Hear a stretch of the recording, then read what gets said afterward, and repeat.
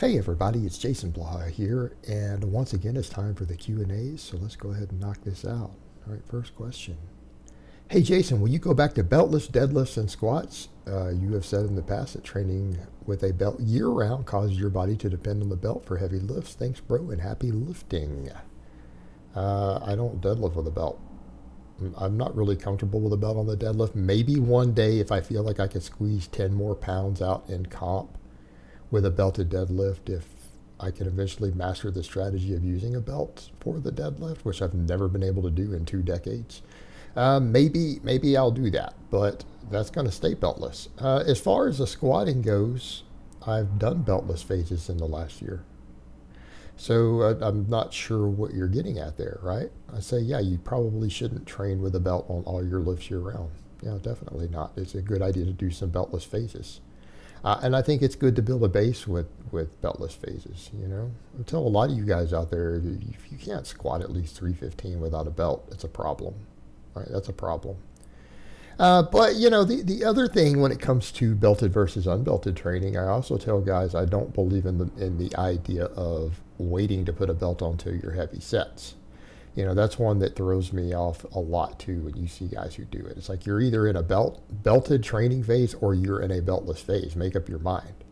And the purpose of a warm-up is what? To get your bar path down, to get your motor pattern down, to get your neuromuscular efficiency up on an exercise, right? That's why we warm up, not for injury prevention. Of course, everyone gets mad when I say that, right? They flip out. They're like, oh my God, why do you say that? Oh, you're going to hurt people. No, I'm sorry, but if you can't walk up and pull 500 pounds on a deadlift cold without hurting yourself, you're out of shape. That's reality. I agree with Jamie Lewis on that. Why do we warm up? We warm up to get the movement pattern down, to get it locked in, right? Now, that might help prevent injuries. It's a good thing, though. I mean, it's a good thing, obviously. You want your movement pattern down. In what world would you not use your belt if you're about to hit heavy sets with a belt? It's a different bar path. You're doing a different exercise. So why would you warm up on a different exercise and you're about to train? So that's the one that to me is really stupid, like warming up without a belt when you're about to hit some heavy ass lifts with a belt on. That doesn't make any sense. You need to do the exact same technique you're going to hit the heavy lifts on. You need to practice it. But as far as that goes, no, I mean, I think we need both phases. I think there are benefits to both. I did a video a while back explaining why I did start using a belt again. I did that video over a year ago, actually, of some of the experts and some of the information they had on it. Because I did do a couple years again of beltless training straight. And I've always done beltless training, right? Even when I do belted training, I still believe in going back and doing phases where you train without a belt. Or even some accessory work without a belt. I have accessories I do without a belt now. I use a belt for what? The squat and for the press, right? I don't use it for anything else. I don't do it for good mornings, rows, deadlifts, bench press. It's not necessary. You know, but it kind of begs the question of why you thought I don't do any beltless training now. I do beltless training now. But I think that we need both. I think there are benefits to utilizing both. And I think most serious strength athletes can rotate between the two throughout the year, depending on what they're doing. All right, next question. Hey, Jason, me and my partner have recently had a newborn, and so that obviously comes with less sleep. He's pretty good. We usually get 3 to 4 hours of sleep either side of his night feeds, but the odd time he doesn't settle for a couple of hours. I know this isn't ideal for building strength. Just after your thoughts on building strength in these circumstances with a calorie surplus from decent sources and training full body 2-3 times a week. Will I end up burning the candle at both ends like this? Thanks. And that's going to be a really individual thing. And I don't think there's one size that fits all with that. It's going to depend on that individual baby, isn't it? And it's going to depend on your individual lifestyle. Now, I obviously don't have firsthand experience with this, but I do understand recovery and training cycles. And I can tell you that if your sleep is being heavily disrupted by your child, it's not going to be ideal. And actually, I end up answering this question a lot, but it seems like a lot of people are having babies again, right? Man, a lot of my followers are having newborns. And so it seems like I get this question pretty frequently. And so, yeah, I figure just go ahead and answer it then. I mean, it's an important question. Here's what I would say. Look, you're going to go through a phase for a little period of time. I've known enough people who have newborns. I've seen it firsthand. You're going to go through a period of time where your sleep's going to be really disturbed. And you know what? Go ahead and just live the experience of being a parent. I'd say go ahead and just train twice a week. You know, go in and train twice a week. Maintenance, right? Do maintenance stuff. Hell, you know, do your same reps and sets. If you need to cut a set out, if you need to reduce the weight 3, 4, 5%, right? Just try to keep what you have. Don't try to push yourself. Don't try to overreach. Don't try to, as you said, burn the candle at both ends. Because you know what? You need your sleep and recovery. And if you're being woken up like that pretty frequently and you know you're not getting uninterrupted sleep with that new baby, your gym and your goals need to be adjusted accordingly. And I'm going to say, I don't care unless your career depends upon your training and your strength, unless you're a serious athlete or someone whose career depends on it. You know what? Being a good parent, being there for your wife and for your baby during that crucial time period is probably more important than trying to put 10 pounds on your bench press. You know, it's a matter of priorities. I mean, it is a matter of priorities. That's an incredible priority. And, you know, just being a good parent, I think, is an incredible thing. I think it's incredibly important. And that's got to take priority. So, you know what?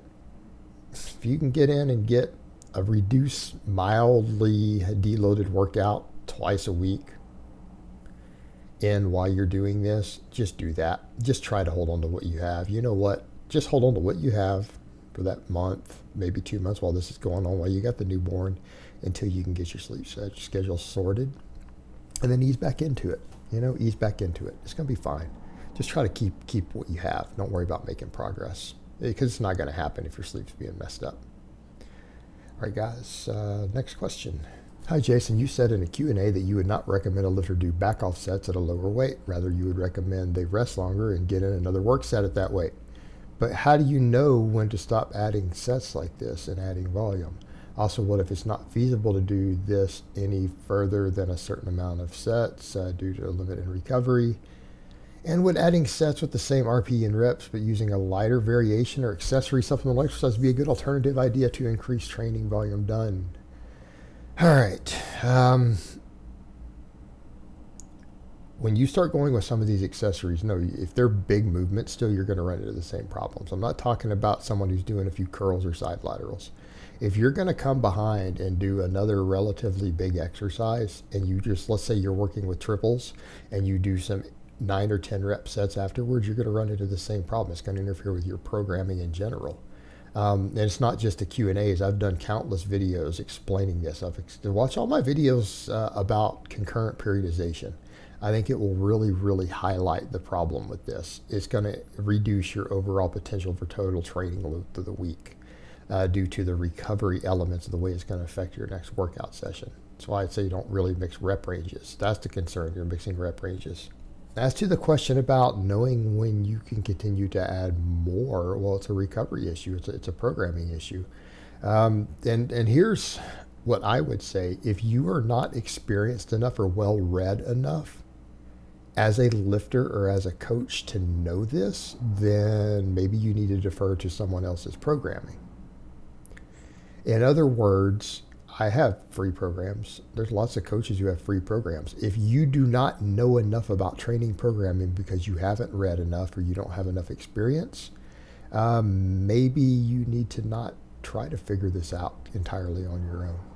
Meaning, if you have enough experience with yourself, you know how your maximum recoverable volume is, you know where it's at, and we can add progressive volume over time. But obviously, you're going to reduce that at other times too. That's just part of training programming. The thing that you need to remember there is that you need to stay within your maximum recoverable volume. And if anything, it's stuff that you build. Like there's going to be phases in your training to where you add sets as part of your progression to break through plateaus, right? That's usually what you're doing when all other elements are in place, right? That's when you start adding sets. You're plateaued. You can't get any stronger. You know your food, rest, recovery, and everything is on point, and then you add a set here, add a set another week. You add volume over time in order to facilitate more overload, assuming all other parameters are on point and you've plateaued, right? Or you could pre-plan it, but that's usually when you're following a coach's advice. All right, that's when you're following a written program by a qualified coach or a good coach or someone who has experience. But that's usually the case. That's when you add sets or know when to add sets is in that situation. And if you're not recovering, then you're going to need to reduce volume. Right? That's the whole concept. That's the whole idea behind training programming in general. We're adjusting variables of overload with progression in mind within the context of your ability to recover from it based upon everything from your work capacity, your diet, your sleep. Right? That's training programming. I mean, your question basically asked me to write you a 300-page book. Is what your question just asked. I would say start brushing up on that. Start reading on training programming if you're genuinely curious about that. All right, guys, so that's really all I have to say on that today. I hope it's been informative, and I will talk to you guys next time in part 2.